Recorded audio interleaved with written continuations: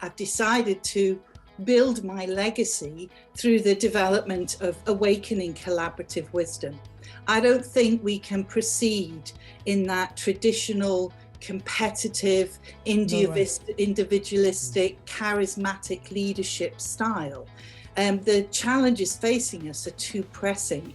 So for me, everything comes down to how do we create that space for collaboration? How do we learn about it? How do we sustain it? How do we awaken it within individuals that it becomes as profitable to us, or far more profitable to us in every way, body, mind, heart and soul.